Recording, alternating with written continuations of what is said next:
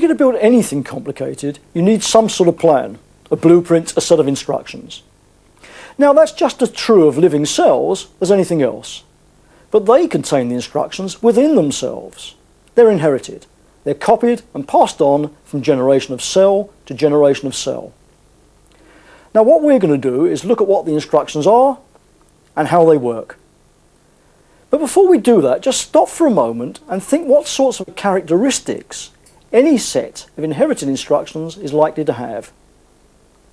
I think there are probably three.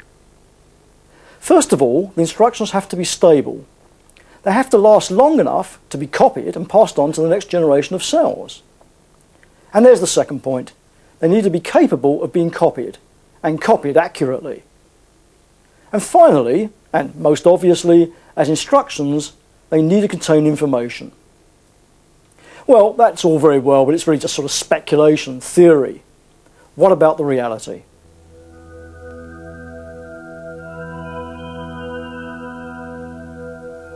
The reality is a molecule called DNA. Now you might think that the structure of a molecule that contains the instructions for making a complete cell must itself be very complicated. But in fact, the basic structure of DNA is remarkably simple.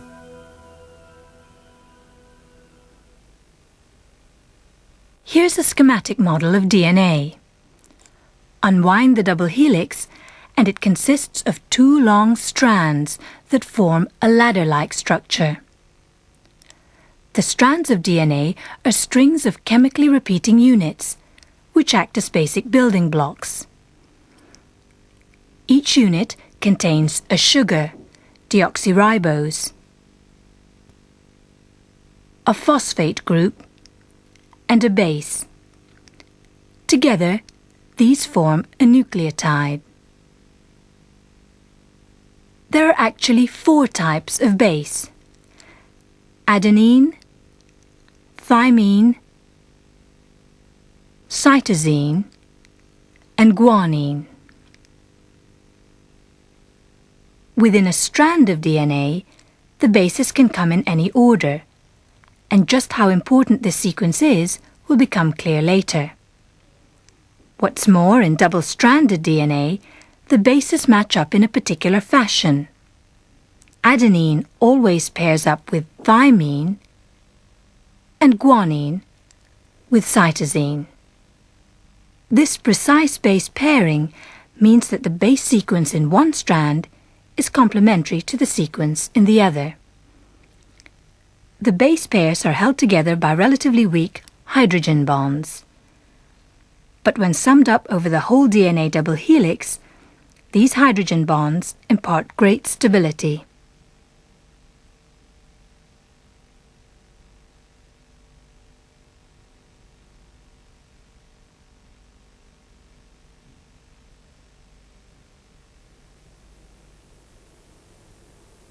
Let's have a look at base pairing in a bit more detail.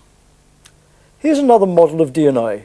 It's a different type of model, and it's of a very short section of DNA. These are the 2 strands of a double helix, and connecting them, like steps, are base pairs. We've arranged it with both types of base pair represented. A, T, and on the other side, G, C. And joining the base pairs, these are the hydrogen bonds.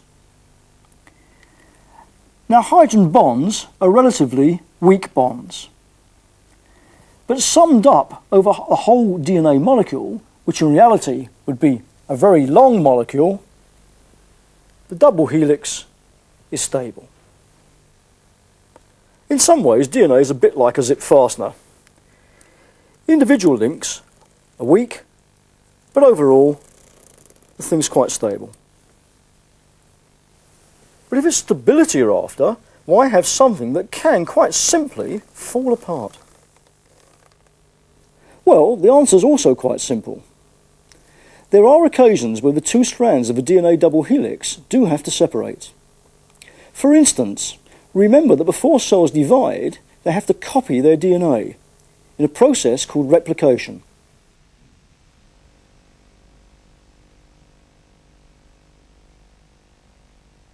A double strand of DNA unwinds and the strands separate.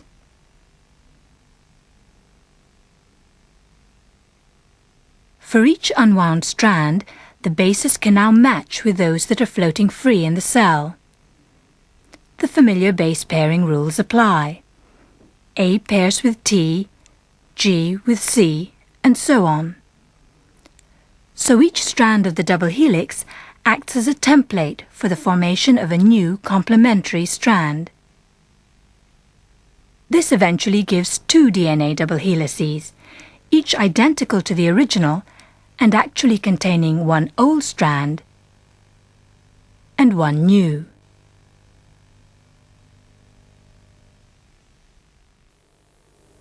Replication is a pretty accurate process, but very occasionally a mistake does occur, a wrong base is put in.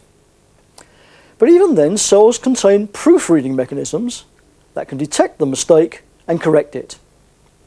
And the net result in some cells is that as few as one mistake in a billion or so bases creeps through.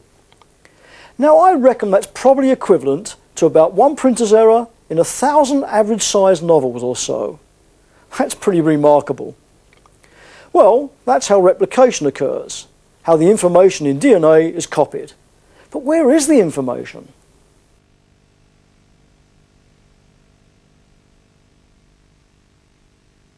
Think again about the structure of DNA and how it might carry instructions. A single chain that simply repeats one symbol would carry no useful information. But a chain made up of different symbols can encode information. Information needs difference. In fact, life's genetic instructions are spelled out in combinations of the letters A, G, C, and T, the four bases of the DNA molecule. In effect, one particular sequence of bases, containing one particular piece of information, is one gene.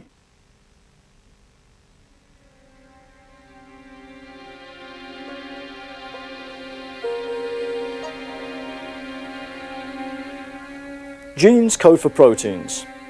Each specific gene codes for a specific polypeptide within a protein. Now, proteins are extremely important in living organisms.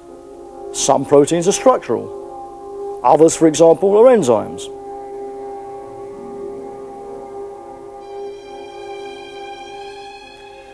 A typical gene is about 1,000 base pairs or so. Now, that may seem rather a lot, but there's plenty to spare in DNA. You see, this model actually represents a very, very small section of a real DNA molecule. Real DNA molecules will be many, many times longer than this. They're the largest molecules known by far. In fact, a single human DNA molecule on this sort of scale will be thousands and thousands of miles long. And if you consider the 23 different molecules of DNA in a human haploid cell, and add all the base pairs together, you come out with a figure around about 3 billion, that's 3,000 million, base pairs. Now, frankly, numbers like that don't mean very much to me. So how can we put numbers of that sort into some sort of perspective?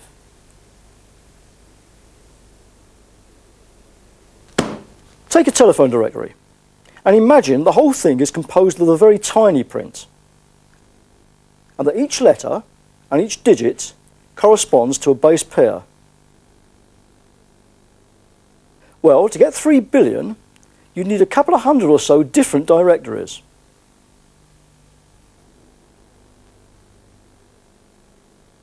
Now, in any particular type of cell, not all the genes in the DNA are being used. Essentially, some genes are switched on and some are switched off. Well, what does that imply?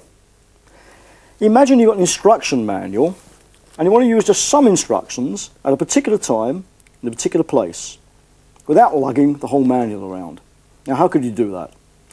Well, one way is to choose the instruction you need, tear it out, use them, discard them. But if this is DNA, the cell can't do things that way because the DNA will be damaged. And sooner or later, all of the DNA has to be copied, and the copy is passed on to future generations of cells. So that can't be the way things happen. Okay, back to a manual. Another way of doing things is not to tear things out, but to make a photocopy of just the instructions you need at the particular time. And in a sense, that's what happens in living cells. The genes that are switched on, those that are going to be used, are copied. That is, the information in them is copied to make a copy called messenger RNA.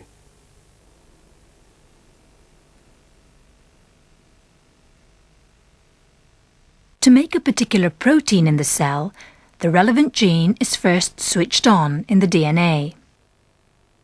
A working copy of the gene, called messenger RNA, is made. This copying process is called transcription.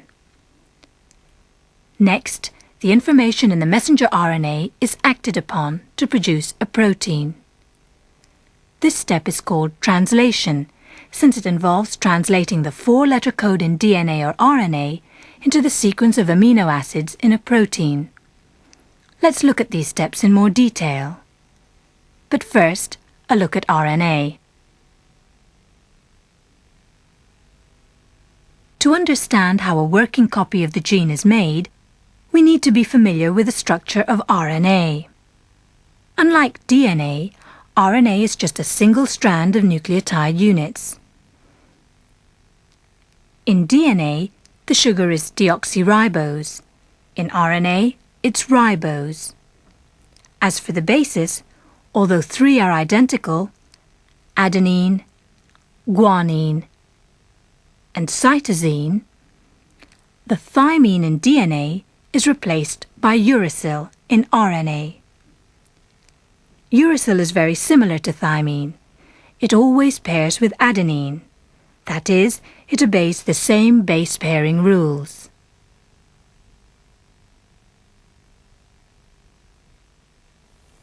Okay, so specific base pairing has cropped up again.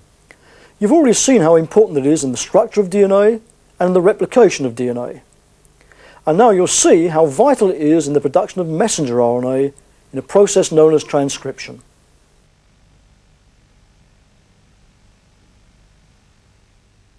When transcription starts, a small section of DNA is unwound. One of the 2 unwound strands acts as a template for making the message. The messenger RNA is built up, 1 nucleotide at a time, according to the familiar base pairing rules. A on the DNA pairs with U on the RNA, G pairs with C, T pairs with A, and so on. The result? A message with a base sequence complementary to the template strand of the DNA. This messenger RNA will eventually be used to direct the formation of a protein. You might have been wondering how the cell uses linear information, the bases in messenger RNA, to produce something obviously 3-dimensional, a protein. Well, in fact, the problem isn't quite as complicated as it might seem. You see, in every protein, there are 1 or more polypeptide chains, linear structures, that run throughout the 3-dimensional structure of the protein. Now, what this means can be seen more easily on a simpler model.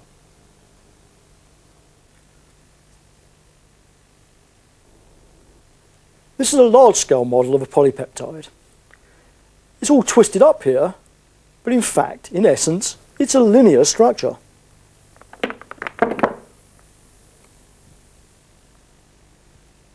Now, this represents a fairly short polypeptide. Real polypeptides would generally have many more units than this, and each unit is an amino acid, here represented by a ball. Each ball is an amino acid. Now, in polypeptides, you have 20 different types of amino acid. So the problem reduces to this. How does the cell use linear information in messenger RNA, which has 4 types of unit, the 4 different bases, to produce this? A linear polypeptide with 20 different types of unit, with 20 different amino acids.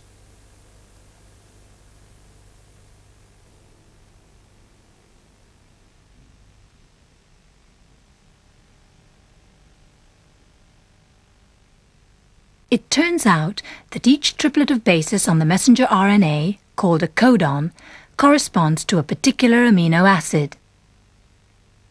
Now there has to be a chemical connection between each triplet codon and each amino acid. A special adapter molecule called transfer RNA makes that connection. One end of the adapter carries a particular triplet of bases called an anticodon. This matches up with a specific triplet codon on the messenger RNA. The other end of the transfer RNA is capable of binding to the unique amino acid corresponding to that anticodon. Since there are 20 amino acids, there must be at least 20 different transfer RNA adapters. So, for a protein chain to be assembled, each triplet codon on the message is read. The transfer RNA adapter with the relevant anticodon binds the messenger. The amino acids at the other end of the transfer RNA adapters become joined by a peptide bond. Once a transfer RNA molecule is no longer needed, it's released. The process repeats, elongating the peptide chain until a stop codon is reached.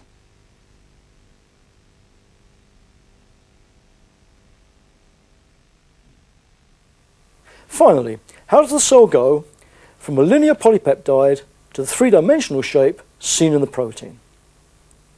Well, that's where individual amino acids come into play, because individual amino acids of different types can interact with each other in a variety of ways. So, depending on particular amino acids in the polypeptide in question and their position in the sequence, the interactions occur, giving the weird and wonderful but very characteristic three-dimensional shape of the protein in question. Well, that completes the journey from DNA to protein. But it's worth having another look at translation, this time from a slightly different perspective. We'll look at where it happens in the cell. That's on the ribosome.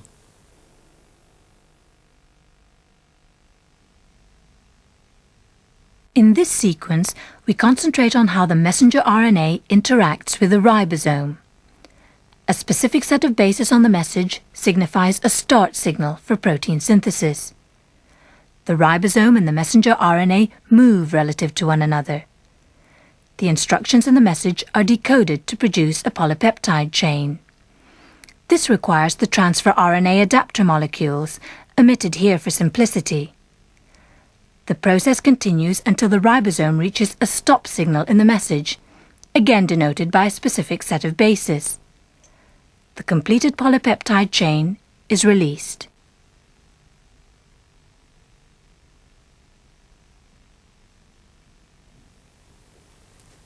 Well, that's just about it. We've looked at the structure of DNA, how DNA is replicated, and how the information in DNA is utilised to make proteins. But underneath all of that, I think there's one principle that really helps tie things together. And that's the principle of base pairing. We've seen how base pairing helps explain replication of DNA. It also helps explain transcription to make messenger RNA, and translation of messenger RNA to make proteins. And of course, base pairing is also important in explaining why the DNA molecule is a double helix. It's quite a remarkable molecule, and one that provides a wonderful example of the connection between structure and function. It's also a very clever solution to the three problems that we set earlier for inherited material: stability, accuracy of copying, and containing information. Clever? Well, if molecules did have brains, this one would be Einstein.